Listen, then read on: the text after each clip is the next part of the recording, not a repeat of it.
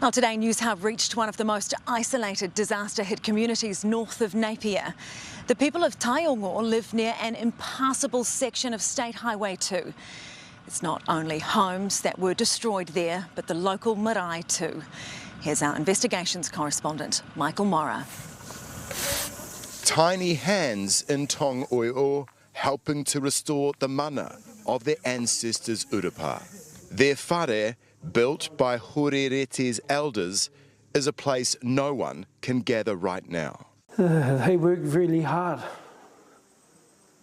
to do this, and the materials, the traditional materials being all of those materials are hard to come by. This is his people's spiritual home, generations of history etched inside four walls. The sleeping quarters and other buildings, all flattened by the storm. This rubble over here was the outside kitchen area.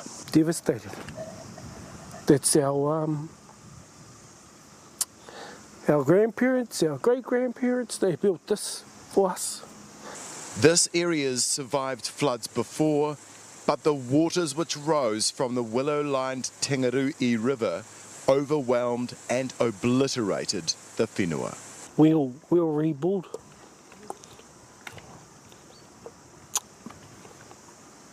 We're just so grateful we haven't lost any of our whānau in this part. Rete took refuge in his container home when the water hit. Like trains going either side of you. That's what it was. That fellow, and the worst part about it, I think the blessing of it all was that we couldn't see anything. Because it's pitch black, we got no lighting out here. His cousin, Matua Hoane Taurima, says his sheep woke him up as the water washed inside his home. You can see how high the water got inside the house. Yeah. It went 2 metres high, ruining a lifetime of belongings. It's tough, yes. But just grateful we're still here. There's a lot of people who aren't, and that's sad. Very sad. This community's been largely isolated the past few days, but a break in the weather has seen floodwaters recede, and today help arrived. The army bringing in generators and fuel.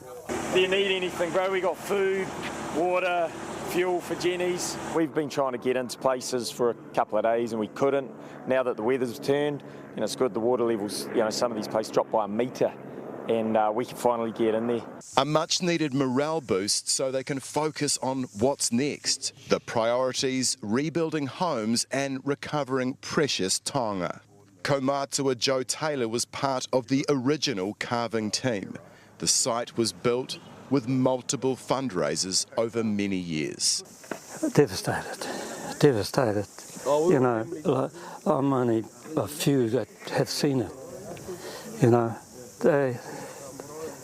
it'll be hard to recover. This place goes back a long time. Hard to recover, but certainly not impossible. The flag went up once more today. They wanted whānau to know we're still here. Oh, kia ora, Michael. You've been attempting to travel north of Napier for days now, but you've reached a point where you can't go any further.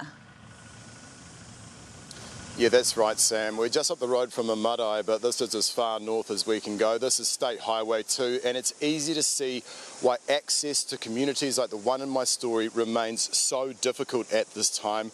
The torrent that ripped through here has literally cut this highway in two, and 5 days on there is still water pouring down from the hills. And Sam, this is not a quick fix. Repairing key infrastructure like this could take months or even years, Sam. It's going to take a very long time. Michael, thanks so much.